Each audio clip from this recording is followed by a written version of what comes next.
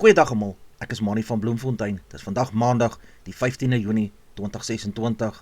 Ons doen die nuus in kollig en ons hoofopskrif vir vandag sê: ouma skuldig bevind wat haar 3 kleinkinders vermoor met voorbedagte rade. Die volle storie is hier. Nog stories: ANC lid in Oos-Kaap doodgeskiet. 3 mense sterf tydens skietery in Khayelitsha. Protea Dames verloor met 65 lopies teen die Aussies. Nog 'n Stormers-speler opgetrek vir die Springbokke. Die 71-jarige Sari de Villiers is in die streekhof in Woester skuldig bevind op 3 aanklagtes van moord met voorbedagte rade na die dood van haar 3 eie kleinkinders. Die hof het bevind dat die staat daarin geslaag het om bo 'n redelike twyfel te bewys dat die moorde vooraf beplan was. Die saak het groot skokgolwe deur die Woester gemeenskap gestuur weens die ouderdom van die beskuldigde en die feit dat die slagoffers haar eie kleinkinders was. Tydens die verhoor het die staat verskeie getuienis geroep om forensiese bewyse voorgelê het wat volgens die hof die beskuldigde direk met die misdaad verbind het. Die verdediging het probeer argumenteer dat daar twyfel bestaan oor sekere aspekte van hierdie saak, maar die landdros het uiteindelik die staat se weergawe aanvaar. Die hof het beklemtoon dat misdade teen kinders uiters ernstig is. Die uitspraak beteken dat de Villiers nou moontlikheid van 'n swaar vonnis in die gesig gestaar word wanneer sy later vir vonnisoplegging terugkeer hof toe. Familielede van die slagoffers het die uitspraak verwelkom en gesê hulle hoop dit bring 'n mate van geregtigheid na lang en emosionele hofstryd. Die saak het oor maande heen groot openbare belangstelling gelok. Die hof sal na verwagting binne die volgende paar weke argumente oor verswaarende en versagtende omstandighede aanhoor voordat vonnis opgelê sal word. 'n Lid van die ANC jeugliga is die naweek in Kumbu in die Oos-Kaap doodgeskiet tydens 'n skietvoorval by 'n apteek in die Seshoseng sakesentrum. Die oorledene is geïdentifiseer as Vonele Gonsi, 'n 26-jarige sakeman en 'n ANC verkiesingskoördineerder. Volgens die polisie 3 man Saterdagoggend die apteek besoek om gesigmaskers aan te koop toe gewapende aanvallers op hulle losgebrand het. Gonsi is noodlottig gewond terwyl 'n voormalige ANC jeugliga provinsiale taakspanlid Navonge Bulala ernstig beseer is. 'n derde persoon het ongedeerd weggekom. Die polisie ondersoek tans 1 aanklag van moord en 2 aanklagte van poging tot moord. Geen arrestasies is nog gemaak nie en die motief vir die aanval is steeds onbekend. Ondersoekers het verskeie hoë kaliber doppies en projektiele op die toneel gevind. Die ANC en die ANC jeugliga in die Oos-Kaap het die moord sterk veroordeel en 'n beroep op wetstoepassers gedoen om die skuldiges so gou moontlik vas te trek. Die organisasie het Gonsi beskryf as 'n toegewyde en vreeslose aktivis wat hom beywer het vir die ontwikkeling van jong mense. Nog 'n bloedige skietvoorval het die gemeenskap van Side B in Khayelitsha geruk nadat 3 mense doodgeskiet is. Volgens die polisie het onbekende gewapende mans die slagoffers geteiken voordat hulle vir die toneel weggevlug het. Die 3 slagoffers is op die toneel doodverklaar. Die motief vir die aanval word steeds ondersoek. Die voorval is die jongste in 'n reeks gewelddadige skieterye wat die afgelope maande die Khayelitsha gebied getuister het. Polisieleiers het bevestig dat addisionele lede na hierdie gebied ontplooi is om sigbare polisieering te versterk en verdere geweld te voorkom. Ondersoekers kyk na verskeie moontlike motiewe, insluitend bendebedrywighede en afpersing wat al hoe meer met gewelddadige misdaad op die Kaapse vlaktes verbind word. Geen arrestasies is nog aangekondig nie, maar die polisie sê verskeie leidrade word tans opgevolg. Die jongste skietery beklemtoon weer die ernstige veiligheidsuitdagings waarmee die inwoners van Khayelitsha daagliks te kampe het. Gemeenskapsleiers doen 'n beroep op die owerhede om harder teen gewapende misdadigers op te tree en die vloei van onwettige vuurwapens in die gebied hok te slaan. Die polisie versoek enige persoon met inligting oor hierdie voorval om die SAPD se misdaadnommer by 08600 10111 te skakel. Die MKP-party sê dit is onaanvaarbaar vir enige staatspresident om groot bedrag geld weg te steek of nie volledig daaroor rekenskap te kan gee nie. Volgens die party ondermyn dit openbare vertroue en dit wek ernstige vrae oor deursigtigheid en aanspreeklikheid in die hoogste ampt van die land. Die party voer aan dat 'n president te alle tye eerlik en oop met die publiek moet wees oor sy finansiële sake. Die MK-party het in die verlede aangevoer dat die omstredenheid rondom president Cyril Ramaphosa en die Phala saak wys waarom sterker meganismes nodig is om 'n president tot verantwoording te roep. Die party meen dat enige vermoede van geld wat versteek is of behoorlik verklaar is nie die integriteit van die presidentsie skade berokken. Die 30-jarige Tsepo Molotsveri is in die Hooggeregshof in Pretoria tot 4 lewenslange gevangenisstraf Gevonnis nadat hy aan verskeie verkrachtingsklagtes skuldig bevind is. Die hof het bevind dat die misdade uiters ernstig was en dat streng straffe noodsaaklik is om die gemeenskap te beskerm en geregtigheid aan die slagoffers te laat geskied. Benewens die 4 lewenslange vonnisse is verdere tronkstraffe ook opgelê vir verwante misdade. Die hof het die impak van die misdade op die slagoffers beklemtoon en het gesê seksuele geweld bly een van die grootste uitdagings waarmee Suid-Afrika tans te kampe het. Die Klerksdorp Tshepong Hospitaalkompleks in Noordwes het 'n belangrike mylpaal bereik deur sy eerste lewensreddende mitrale hartklemmingsvervangingsoperasie suksesvol uit te voer. Die 5 uur lange prosedure is op 11 Junie uitgevoer op die 36-jarige Mosimane Jacobs van Vryburg deur 'n multidissiplinêre span onder leiding van Dr. Tumi Tanyane van die Charlotte Maxeke Hospitaal in Johannesburg saam met die spesialiste van Tshepong Hospitaal. Na die operasie het Jacobs in 'n stabiele toestand in intensiewe sorgeenheid herstel en is suksesvol van lewensondersteunende toerusting gespeen.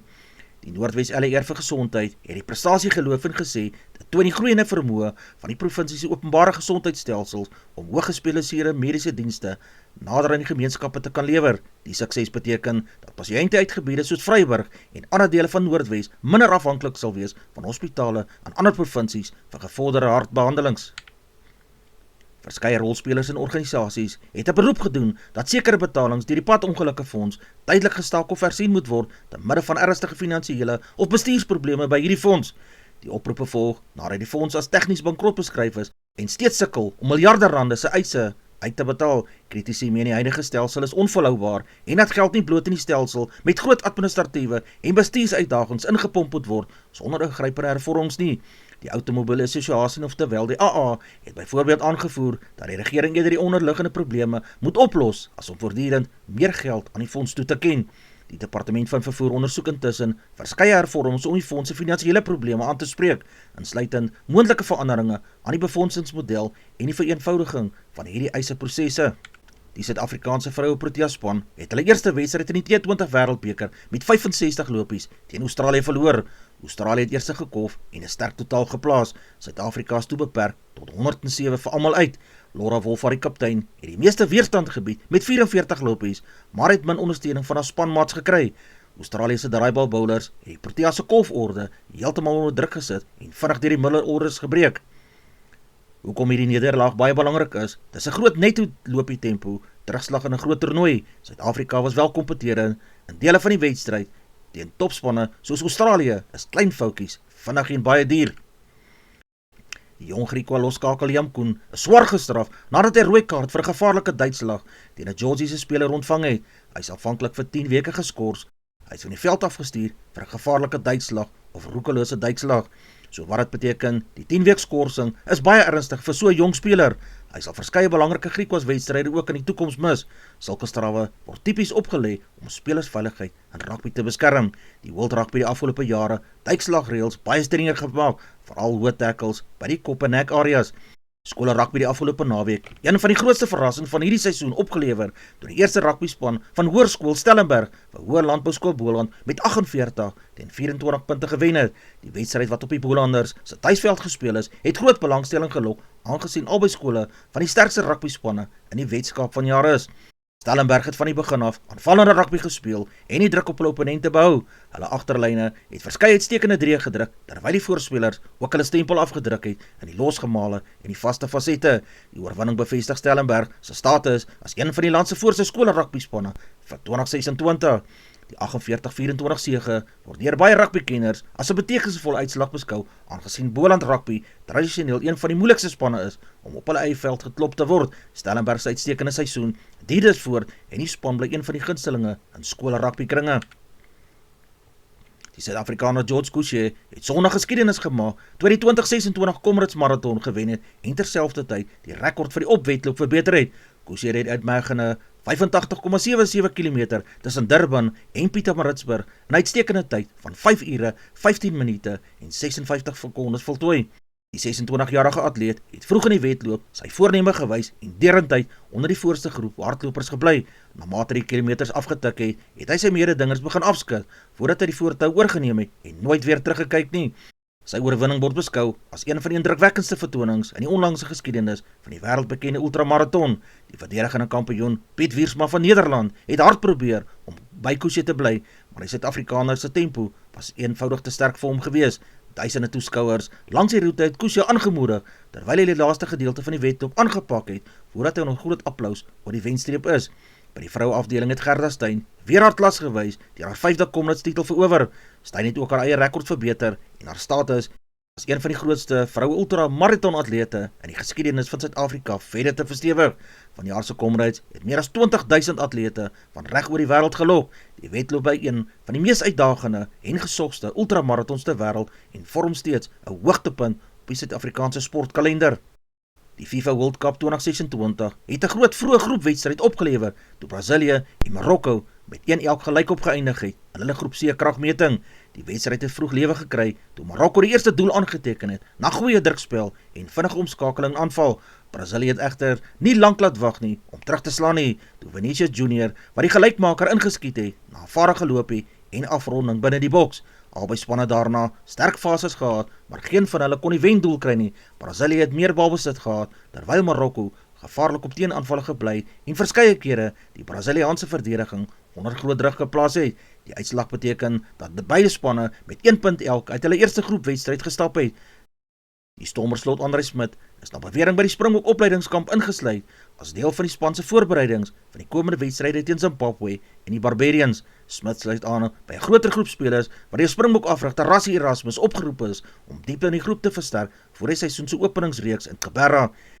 Die SA-span speel Zimbabwe in die voorwedstryd, terwyl die Springbokke daarna die internasionale Barbarians in die hoofwedstryd aanpak. Advertensie van Netwerk 24, teken in en kry verskeie tydskrifte en koerante. Advertensie van Bloemkeel for you, jy kan vir Jan of Susan by 082-390-339 kontak, hulle sê jou voertuig se registrasie namens jou behartig. Ons weerberig vir die streek, Messina 1226, Polokwane 721, Lephalale 1024, Mbombela 1027, Mahikeng 922, Pretoria 1022, Johannesburg 1121, Ermelo 622, Kalahari 921, Gaborone 1023, Richards Bay 1625, Pietermaritzburg 1223, Durban 1722, Port St Johns 1219, Pongola 1330, Maputo 1730, Bethlehem 618, Bloemfontein 719, Allewal Noord 718, Welkom 1020, Vryburg 923, Kimberley 821, Appington 818, Prieska 818, Springbok 515, Karasburg 517, Keetmanshoop 28, Mariental 825, Alexanderbaai 1119, Brandvlei 515, Loedertsbaai 1223, Vredendal 918, Kaapstad 1116, Sutherland 019, George 916, Jeffreys Bay 1017, Kibera 1018, Grafreinet 512, Kaapogillas 917, De Aar 615, Molteno 413, Beaufort Wes 611, Oos-London 917, Mabalane 1629. Die weerberig vir vandag, Gauteng sonnig en koel, Limpopo provinsie sonnig en warm, Mpumalanga gedeeltelik bewolk, Noordwes provinsie droog en baie sonnig, Vrystaat baie koud vroeg in die oggend, later sal dit sonnig wees, KwaZulu-Natal gedeeltelik bewolk en aangenaam, Noord-Kaap sonnig en droog, Wes-Kaap gedeeltelik bewolk met 'n ligte kans op kusreën. Die landwye opsomming, 'n kouer winteroggend word verwag, maar die meeste dele van Suid-Afrika sal sonnige en droë weer geniet. Ons markaanduiders vir die dag lyk so: die geldeenhede, die rand verhandel teen R16.30 teenoor Amerikaanse dollar, 'n pond kos R21.82, die euro verhandel teen R18.82, Australiese dollar kos R11.47, 'n yen kos 10 sent. Platinum $1,713, palladium $1,290, goud $4,223, silwer per fyn ons is $67.79, Brent olie per vat is $87.30. Ons gedagte vir die dag, onthou, groot dinge gebeur nie altyd oornag nie. Bly getrou aan jou doelwitte, werk met toewyding en glo in jou vermoëns. Selfs die kleinste vordering is steeds vordering. Dis al vir vandag. Onthou om te like, deel met jou vriende en jou vriendinne en onthou te subscribe op my kanaal. 'n aangename dag word vir almal toegewens.